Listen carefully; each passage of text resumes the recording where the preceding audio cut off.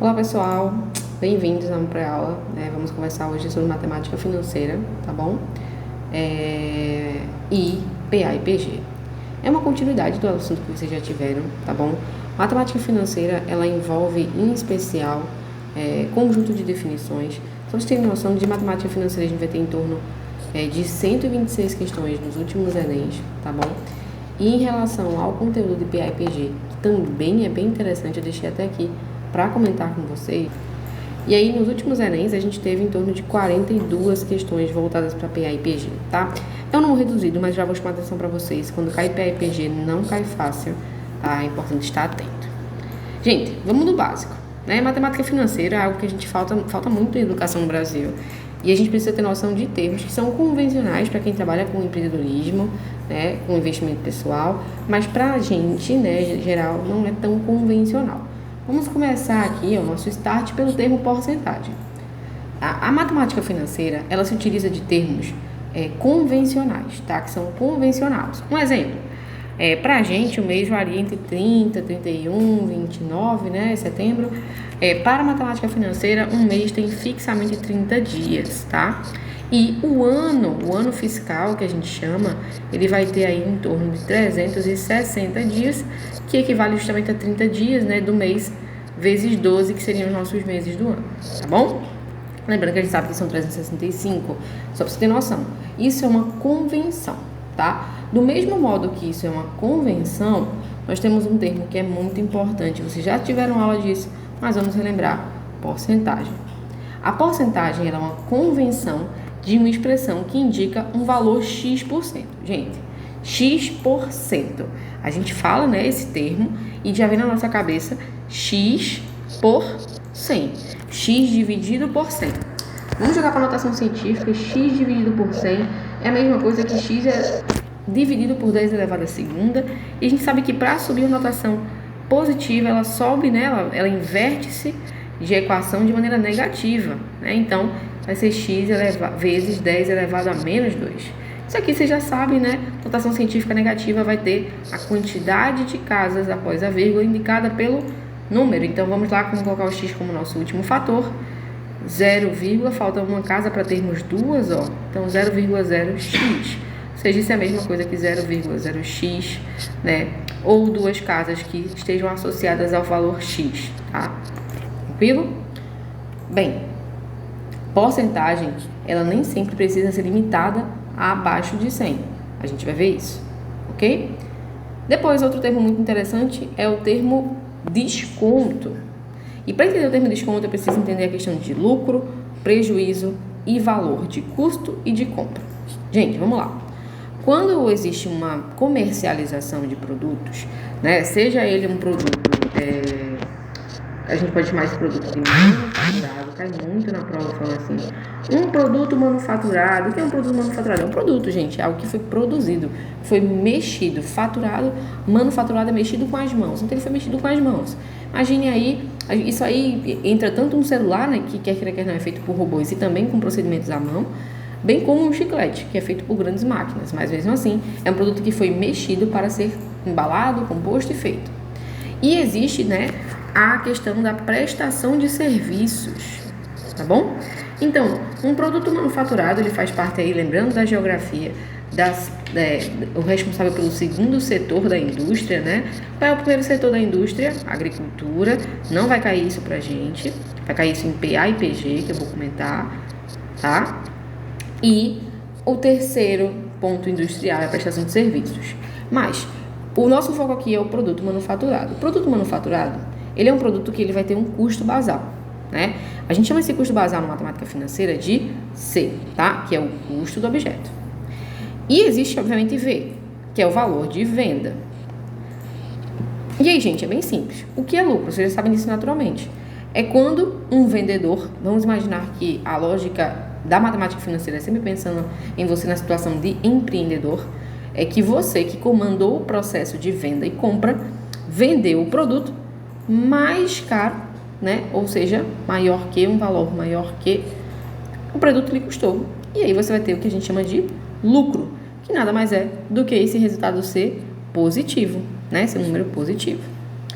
Já o prejuízo, né, famoso, lembrar que mais uma vez na matemática financeira nós estamos no local de pessoas que possuem o produto, ele vai ser uma diferença do valor do objeto menos o custo dele, que vai ser o custo maior que o valor que foi vendido, o valor de venda, né? Isso aqui vai dar um valor para mim negativo, isso me informa que houve perca financeira, prejuízo durante aquela transação. Para fechar, para entrar em lucro, prejuízo, a gente tem que falar de desconto, porque é diferente, tá? O desconto, embora seja uma redução determinada na quantia, ele é calculado de maneira diferente, tá bom? O que acontece? No desconto, a gente vai ter sempre um valor inicial, né, de um produto, ó, VO, valor inicial, e a gente vai ter o valor desconto, que foi o valor que foi oferecido de desconto. E a gente vai ter uma relação entre esses valores para descobrir uma porcentagem de desconto, né? Vocês já estão acostumados a ver 30%, 50% de desconto, né? Então, a gente sabe que existe esse termo, que vai ser a diferença do valor inicial para o valor de venda, que foi oferecido desconto. Aprofundando aqui em definições, gente, presta atenção, tem que ter noção das palavras e definições. Porcentagem é a expressão x%, que nós chamamos de x%, chamada de taxa percentual. Representa uma fração de x sobre 100. Gente, se a fração, né, se essa nossa taxa percentual, ela estiver abaixo de 100, o que é 100%? 100% 100 dividido por 100 é 1, né? Então, o que acontece? Se esse valor estiver abaixo de 100, ele é nitidamente o valor abaixo de 1. O valor em si, ele vai ser reduzido. Agora, deixa eu chamar a sua atenção para um fato.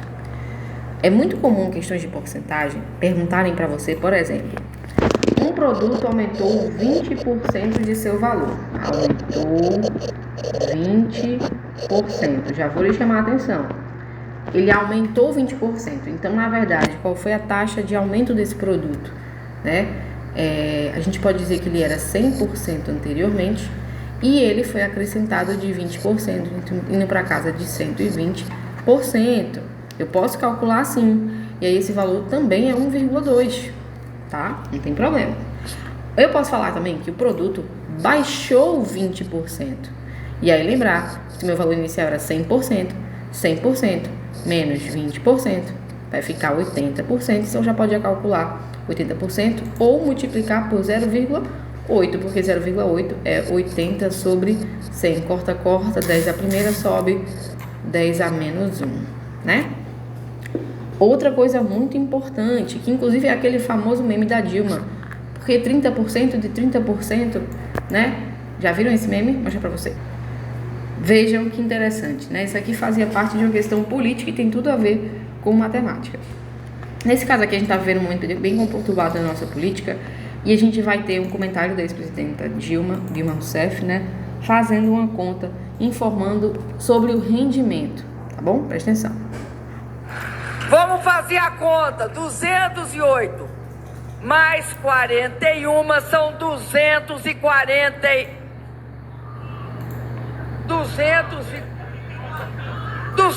não 300, querida, 249, é que ela estava pensando que era 300.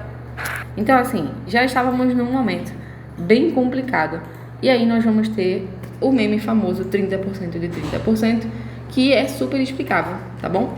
Prestem atenção. Os do pré-sal estão cometendo uma falsidade. Não é 30% dos recursos da exploração, é 30% de 25%. Ou seja, gente, ela está explicando aqui que o rendimento do pré-sal não estava associado a 30%. 30% era o valor que estava associado à cota de liberação do pré-sal em relação ao petróleo, mas apenas do Brasil, dessa parte, era 25%.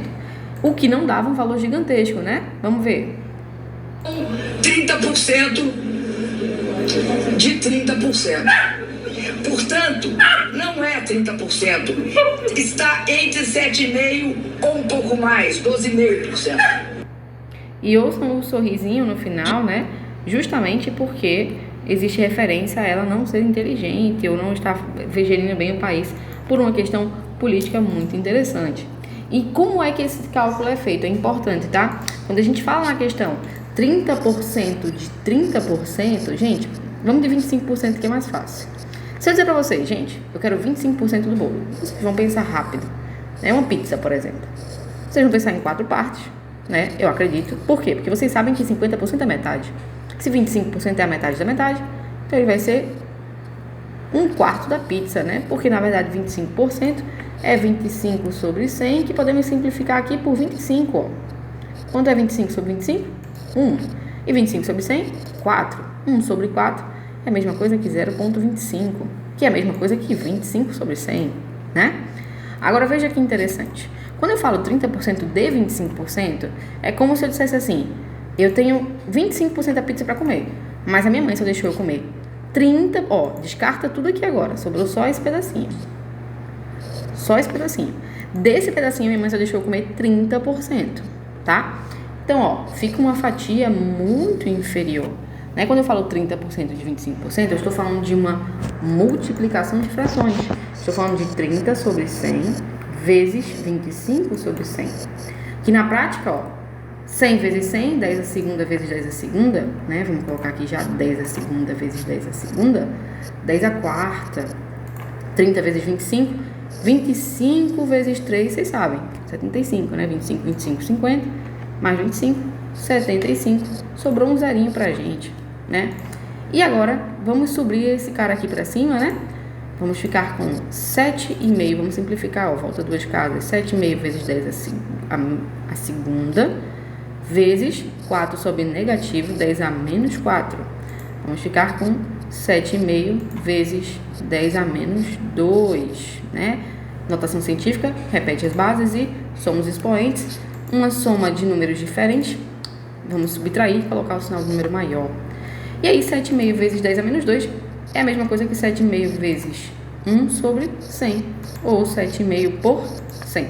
Então, de fato, 30% de 25% seria 7,5%, ok? Seria, de fato, o lucro do Brasil voltado a tudo que é coletado no pré-sal oficialmente.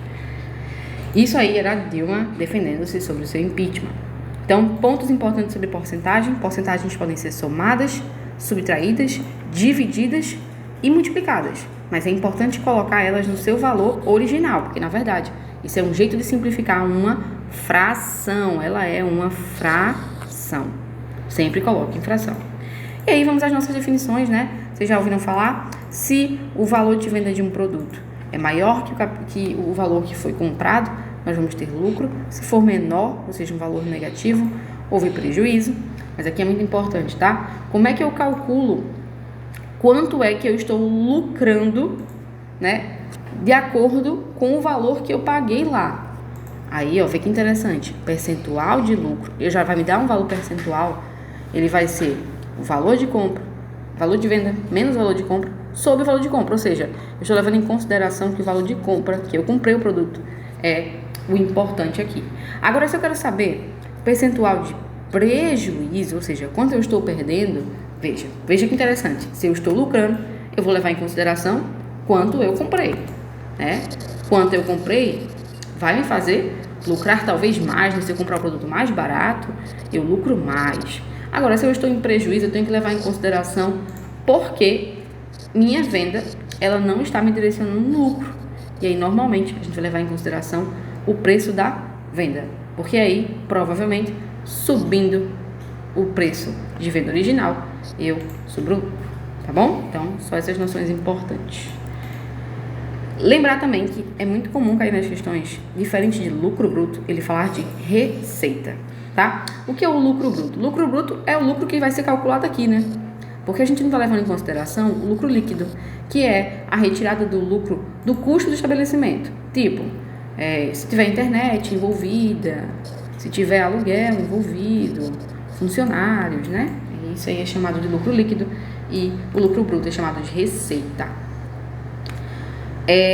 Isso aqui também é chamado, o lucro líquido também é chamado de faturamento, tá bom? São as linguagens da matemática financeira pra gente. Para finalizar, vamos para desconto. Taxa de desconto é bem legal, né? Como eu falei, vai existir um valor inicial, né? e um valor do desconto que foi oferecido. E isso aqui também é dado em valor praticamente percentual, né? A gente vai ter que o valor inicial menos o valor da venda, ele é dividido sobre o valor inicial, ou seja, para considerar o meu desconto, eu vou ter que levar em consideração quanto reduziu o valor, né, em relação ao valor total. Tranquilo? Vou anotar aqui para vocês. Quanto reduziu, que vai ser o valor inicial menos o valor do desconto, sobre valor inicial, que é o nosso V0. Tranquilo? Gente, vamos dar um exemplo rapidinho. O proprietário exerce uma notificação de desconto de IPVA. Olha, recebeu um desconto no IPVA. Se pagar parcelado, ficará por 1.032 e à vista por 1.004. E aí, vamos levar em consideração quanto ele vai ter, quanto foi esse desconto, né, em relação ao parcelamento, para falar para esse proprietário se vale a pena. Desconto, taxa de desconto, vai ser o valor que era inicialmente, menos o valor do desconto sobre o valor inicial. Gente, sempre, qualquer questão que envolve fórmula, seja matemática, seja física, seja química, coloque aqui o valor para você não se perder, tá bom? E vamos lá. E vai colocando aqui do lado que ele lhe deu. Ele lhe deu que o valor inicial, ou seja, o valor do parcelamento, é de 1.032. E houve esse desconto, né, o valor pós-desconto, de 1.001,04 centavos. Dessa maneira, vamos lá. Taxa de desconto vai ser 1.032 menos 1.001,04 centavos sobre valor inicial de 1.032, né? Vamos lá, 1.032, você sabe fazer subtração com números com vírgula, não sabe, se liga aí, pode falar no comentário do YouTube que eu já vou saber, pra gente ter uma aula de matemática básica mais completa. Gente, ó, normalmente quando eu avalio, né, a gente tem um número reduzido aqui, eu gosto de ir tirando da casa mais disponível, acho que aqui é a 3, né, casa com maior valor proximamente. Então 3 vai virar 2, porque ele vai durar, ele é uma dezena maior do que essa, né, ele vai durar 10 pra cá. Aqui em vez de 12 vai ficar 11, porque vai doar uma dezena pra cá. Aqui em vez de 10 vai virar 9, porque vai virar uma dezena pra cá. E aqui, em vez de 9, vira 10. Normalmente a gente faz assim, né? Porque na verdade essa somatória é da mesma coisa. 10 menos 4, 6. 9 menos 0, 9. 11 menos 1, 10. Vai 1. 3. 30. Corta, né? 30 e 96. Então, temos aí nosso valor de 30 e 96 dividido por 1.032. Vamos fazer essa divisão. Como é que eu gosto de fazer? Para simplificar a minha vida. 30 e 96 eu gosto de deixar com as mesmas casas que o 1.032. Então, vamos deixar, se esse cara tem 4 casas, eu deixo esse cara com 4 casas e aplico a notação. 30 e 96 é a mesma coisa que 3.096 vezes 10 a menos 2, né? Porque menos 2 voltaria 2 casas. Sobre 1.032. Vamos fazer a divisão agora. 3.096 dividido por 1.032. Como é um número grande, né? Eu vou fazer a tabela de multiplicação. Vezes 1, 1.032. Vezes 2 eu não sei, mas é só somar 1.032 aqui, né? 2 mais 2, 4. 3 mais 3, 6. 0, 0, 0, 1, 1. Vai 2. 2.064 tá pouco ainda, né? Vamos para 1.032 vezes 3. Continuo sem saber, continuo somando. 2 mais 4, 6. 3 mais 6, 9, 0, 0, 1, 2, 3. 3.096 deu certinho, né? Deu casado. Deu 3 vezes 10 a menos 2. Só que eu sei que 10 a menos 2 é a mesma coisa que, vamos lá, você passa para baixo. Ele fica o contrário, né? Ele fica 3 sobre 10 ao quadrado. Ele fica 3 a 100. 3 por 100, 3%. A taxa de desconto foi de 3%. Tranquilinho.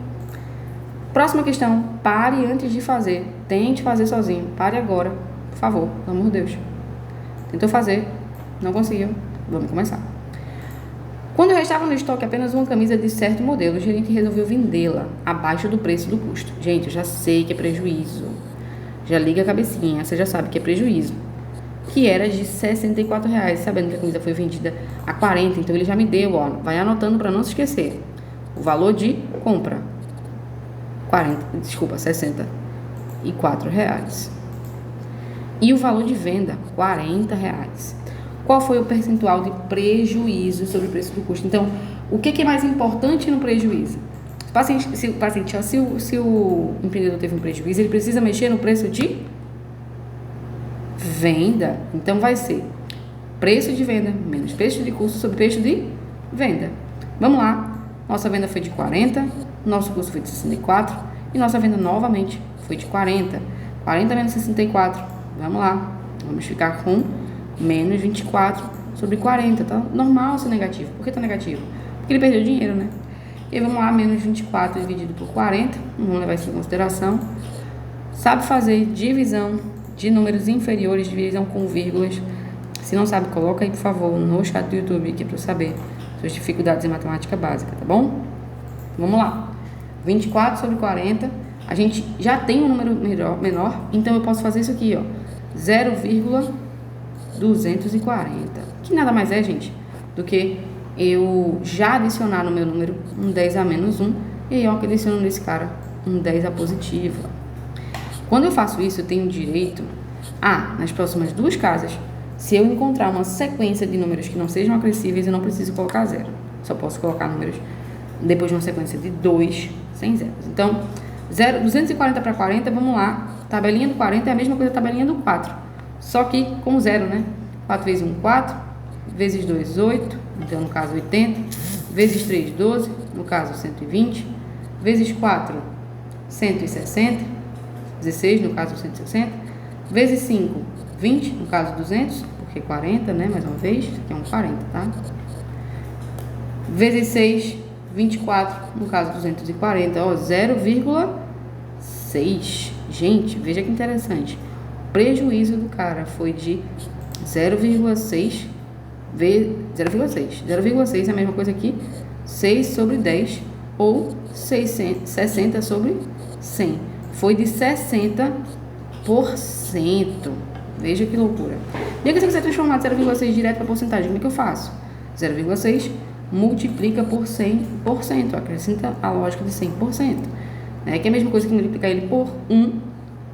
Porque 100% é 100%, que é 1. Então, você vai multiplicar ele por, basicamente, 100%. E vai virar 0,6 vezes 100, 60. E repete por cento. Tranquilo? Vamos lá. Finalizando aí a nossa noção de porcentagem, vamos agora entrar em juros simples e composto. Parece que são assuntos muito próximos, já deixando de antemão para você, pois eles vão estar todos associados a juros financeiro, matemática financeira. Gente, ó, os juros, quando cai na questão, ele vai cair para você, além de, obviamente, empréstimo, cai muito, tipo assim, cotação de táxi, cotação de hotel, cotação de rendimento financeiro, cotação de produção, tá? Então, as questões caem muito diversas, mas sempre nessa temática de matemática financeira. E para isso que eu preciso da base matemática financeira, ter noção das lógicas de desconto, de juros, né? Isso é importante, ok? Vamos seguir. O que acontece? Gente, o juros simples, ele é um juros, que agora você vai entender 100%. Preste atenção. Juros simples trabalha com o quê? Juros simples trabalha com crescimento tranquilo, crescimento afim, né? Lembra de função afim? Imagina um táxi, você... Então, vamos lá, vamos falar sobre juros simples. O juros simples, ele vai estar associado quando a gente vai ter algum capital emprestado ou em fator, e ele é aplicado durante um certo tempo, tá bom? E ele vai gerar os juros através de um capital inicial, tá? Então, vamos imaginar aqui, traduzindo, juros vai ser a resultante da multiplicação de um capital que foi investido ou emprestado sobre uma taxa de juros e sobre um tempo, né? Multiplica. A montante, né, vai ser o conjunto do capital inicial mais os juros que foi gerado. Exemplo, onde essa questão aqui não tem estresse no conteúdo, façam aí, tentem resolver só depois de play na aula. Bora lá? Qual foi o juros simples produzido por um capital de R$1.000 aplicado durante 8 meses à taxa de 18%? Veja, vou fazer essa questão aqui de dois jeitos diferentes. Primeira lógica. Ele disse que nós temos 8 meses, tá? Isso aqui é o mais simples. Gente, se os juros é de 18% ao ano e um ano tem 12 meses e ele me deu em meses, eu posso transformar para meses os juros. Então, se é 18% ao ano, dividido por 12 meses, vai ter uma taxa aí de 1,5% mês, tá? Isso faz sentido nos juros simples, beleza? E aí, vamos lá, já tem minha taxa de mês.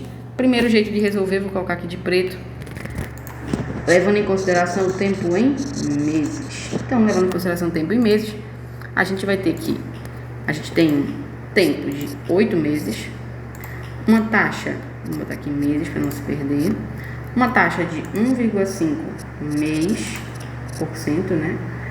E a gente vai ter um capital inicial de R$1.000. Vamos lá, a gente vai ter o nosso juros, tranquilo, associado a 8 meses, 1,5%, vamos colocar 10 a segunda para ficar mais fácil, vezes 1.000. Posso colocar em vez de 1,5, gente? 3 sobre 2, tá? Então vamos colocar sobre 2, 3, porque 3 dividido por 2 é 1,5. 2 conta com 8, fica 4, 4 vezes 3, 12. 10 a segunda é 1.000, né? É 100, né? São 2 zeros, então eu posso colocar esses 2 zeros daqui. Eu vou ter então, ó, 12 vezes 10, R$120. Mas tinha a segunda maneira, tá? De fazer, que era por anos, tá? Então, em anos, eu tenho que transformar agora, obviamente, o tempo, meses em anos, né? Porque eu já tenho a taxa de 18% ano. Eu tenho capital, que é R$1.000 também, não vai mudar. Mas eu não sei quanto 8 meses é em ano. Claro que vai ser uma fração, né? Que é menor do que um ano. Um ano são 12 meses, 8 é menor do que 12. E aí, posso fazer a regra de 3. Vamos lá? Se um ano ele tem 12 meses, X anos será equivalente a 8 meses. Meio pelos extremos, nossa regra de 3. Vamos ter 12x é igual a 8. Passo 12 para cá, ó. Tanto 8 por 12 são normais por 4, vamos por 4, né? Então, eu fico com 2 sobre 3. 2 sobre 3, vamos colocar direto. Nosso tempo aqui é 2 sobre 3 de ano. E vamos para a fórmula. Juros é capital vezes tempo vezes juros. Então, eu vou ter que meu juros gerado vai ser 1.000, ou 10 a terceira, vamos simplificar, vezes 2 sobre 3, vezes 18 por 100. Ou 10 a segunda. Corta porque aqui vai ficar 10 a menos 1, lembra que ele sobe negativo. 10 a primeira, né? Fica 10 a primeira. Vamos pagar isso aqui. Pagar isso aqui, fica 10. 18 por 3 vai 6, né? E 6 vezes 2, 12 vezes 10, 120. Então, nós temos aí o mesmo resultado. Viu? Juros compostos. Então, o juro composto ele complica um pouquinho, tá, gente? Imagina que na questão do juros simples, o que é que acontece? A gente vai ter o capital sendo adicionado de maneira fixa. Então, digamos que no mês 1 eu peguei R$1.000 e digamos que a minha taxa de juros esteja aí voltada para 8%. A gente vai ter 8% sendo aplicado sempre sobre o valor inicial, tá bom? E esse valor vai ser sempre somado, tá bom? Seria como se, pronto, 8% de 1.000, 1.000, quanto é 8 por 100 de 1.000, corta, ficamos com 80. Então, ele vai adicionar no mês 1, ele pegou 1.000, no mês 2, a dívida vai para R$80, então o total fica 1.080, né, a montante. No mês 2, 3, vai para mais 80, vamos para 160 de dívida, fica 1.060. E a gente vai ter um crescimento linear e previsível. Aqui é juros compostos. Nos juros compostos, se a gente fosse fazer a mesma situação, o cara tem 8%, ele vai ter 8% sendo acrescido todo mês, não era fixa. Então, lembra que 1.000, 8% de 1.000 é 80? Vamos lá, mês 1 ficou 1.000, mês 2 vamos para 1.080, mês 3 vamos para 1.080, eu vou calcular 8% de novo, 1.080 vezes 8%, tá? E aí vamos fazer isso, 8, 10 a segunda, né? E aqui 10,8. Vamos simplificar aqui, ó. Pode ficar assim, ó. 10,8 vezes 10 a segunda, vezes 8 vezes 10 a segunda. Corta. Vamos fazer 10,8 vezes 8. 8 vezes 8, 64. 8 vezes 0, nada, 16. 8 vezes 1, 8. temos uma vírgula aqui, então multiplicação com vírgulas vai ser acrescida a vírgula ao valor geral. Esse valor subiu para 86,4. Então agora vamos para 1.116,4. A dívida estava aqui em 80 e aqui subiu para 160. Aqui ela vai subir, desculpa, 1.060. Vai subir para 166,4. E aí ela vai crescendo de maneira diferente. Ela cresce de uma maneira que as aplicações financeiras são somatórias voltadas a um sistema repetitivo, no qual, no primeiro dia de juros, a gente vai incidir o valor sobre capital, né? Ou então os juros vai no capital inicial.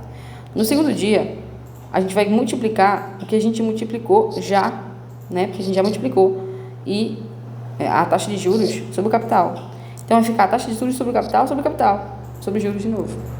E isso vai crescendo de maneira que o taxa de juros está relacionado ao capital de maneira que, tá? Deixa eu escrever assim melhor para vocês. A taxa de juros vezes o capital vai ser 1 mais I elevado a T menos 1. Então, de acordo com o tempo, eu vou criar agora uma função, tá? Meio que exponencial, enquanto a nossa primeira aqui é uma função voltada à lógica de função afim. Tranquilo? E aí, questãozinha para nós. Parem tudo. Façam aí essa questão. Um capital inicial de 5.000 foi aplicado a juros compostos durante 7 meses. Lembrar, gente, na aula de juros compostos, a gente vai... Então, gente, só corrigindo aqui rapidinho antes da gente começar a falar sobre juros compostos e fazer a questão, aqui está falando sobre juros, tá? A nossa montante é bem mais simples de calcular. A gente vai ter noção, né, que a nossa montante ela vai crescer com C fixo e vamos elevar a nossa lógica de juros ao tempo que foi proposto, tá bom? Então, vamos lá, tempinho para vocês fazerem essa questão, já foi dado. Vamos fazer. A gente vai ter aqui o capital que foi investido de R$5.000. A gente teve uma taxa de juros de 2%, já vamos colocar na fração bonitinha. 2 dividido 10 a segunda, né? E ele já me dá aqui um dado interessante, vamos manter. Além disso, ele me deu um tempo de 7 meses e a taxa está em mês, então fechou. Vamos lá. O montante, ele começa me perguntando um montante. 1 mais 2 elevado a 12ª, né? Seria, no caso, a gente mantém, né, o parênteses, 1 elevado a 7ª, mais 2 elevado a 7ª, 2 sobre 10 a segunda. 2 sobre 10 a segunda eu posso colocar já, ó, 0,2. Por quê? Porque ele me deu, ó, 1,02 elevado a 7ª é 1,15. Vou fazer essa soma aqui, 1,02 elevado a 7ª vai ser igual a 1,15 vezes 5 vezes 10 a terceira, né? 5 vezes 1,15, só para adiantar o passo, é 5.750, tá? Essa continha aqui pra gente. E para saber o rendimento, a gente vai pegar a montante total, né? Lembrar que o montante é o resultado de capital mais juros. Se a montante foi de 5.750 e ele investiu 5.000, ele teve de retorno nesse investimento os juros de 5.000 menos 5.750, 705, ok? Gente, para fechar, a gente vai praticar bastante agora na sala de aula, vamos falar um pouquinho sobre progressão aritmética. Progressão aritmética é bem parecido, tá? A lógica é como se a PA fosse a inscrição, né, de uma lógica de juros simples. Se a gente fosse meio que escrever isso. A progressão aritmética, ela é uma sequência numérica que pode ser finita ou infinita, que ela vai pegar o termo anterior, tipo A2, e ele menos A1 é, na verdade, um número chamado de R, razão, que é constante. De maneira que se eu pegar AN, A1000, A2000, A4000, menos AN menos 1, 999, ainda vai dar a razão. Ele cresce de maneira estável, controlada, igual a uma função afim, tá?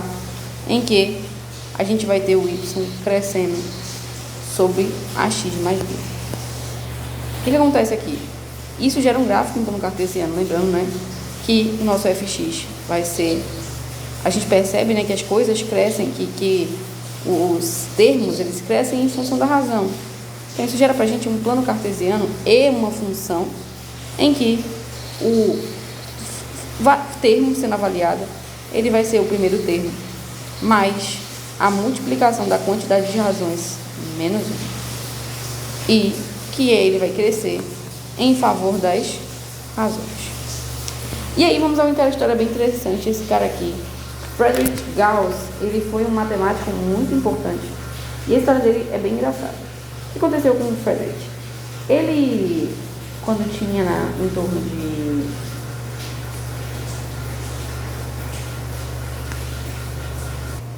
Na aula de Friedrich, quando ele tinha 8 anos, o professor dele pediu, né, que os alunos fizessem uma conta somando todos os números de 1 até 100. E aí as crianças foram fazer atividade, o professor jurando que ele ia, né, se livrar super. E aí veio Friedrich Gauss, que depois se tornou uma referência da matemática, e entregou a atividade em 2 minutos. O professor ficou muito chateado, achou estranho, perguntou ao aluno como foi que ele resolveu. E ele simplesmente explicou que 1 mais 100, que era o extremo, né, dava 101. Que 2 mais 99, 2 extremos de novo, dava 101. E que 3 mais 98, que eram outros 2 extremos, dava 101. Ele pensou, provavelmente isso vai acontecer a metade de vezes do número de 100, que na verdade seria 50. Então ele pegou 101, multiplicou por 50 e simplesmente bugou o professor dele. E gerou um ótimo entendimento da progressão aritmética. A progressão aritmética, ela faz com que, se for uma sequência finita, como de 1 a 100, os extremos sejam sempre iguais. E se for uma progressão que seja, no caso, par, que nem a progressão aqui de 1 até 100, ela vai dar sempre um número fixo, né? Se ela for ímpar, tipo 101, um exemplo, ela vai ter no meio um número que é a metade desse valor somatório.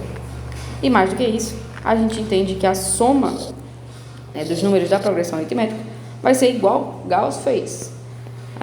O A1 mais o AN, né, avaliando extremidade com extremidade, o último com o primeiro, ele vai ser resultado, né, de multiplicação de N sobre 2. Veja aí que legal. 8 aninhos, Friedrich Gauss, vendo aí PA pra gente, muito mais avançado que isso na escola. Já em PG também se assemelha muito com o crescimento exponencial, juros compostos, tá? Vai ser uma lógica bem parecida, porém diferente. Aqui a gente vai ter que o A2, ele é dividido pelo A1, ele vai ser o nosso fator constante, que aqui é chamado de Q, quociente, ok? Ponto importante, isso vai fazer pra gente uma progressão voltada à função exponencial. Então a gente vai ter que o AN, seja ele qual for, né, nosso último número, ele é o primeiro vezes o nosso quociente, sendo esse quociente elevado a n menos 1, tá bom? Sendo n, né, esse fator aí de crescimento. E assim como anteriormente, né, mesma coisa, a gente vai ver um plano cartesiano no formato em que f de x ou y é o AN, em que quociente é o x, é o que faz a nossa função, né, em crescimento. Claro que não vai ser reto, que nem a PA, né, que nem a função afim, ela vai ter esse formato elíptico. E é importante falar também que a soma desses fatores, né, a soma dos n's, vai ser o A1 vezes Q elevado a n menos 1 sobre... Q elevado a n menos 1, assim, tá? Sobre Q menos 1, ok? A gente vai visualizar agora isso em sala, são muitos conceitos, muitas fórmulas, é uma aula mais cheia de fórmulas e vamos praticar um pouquinho.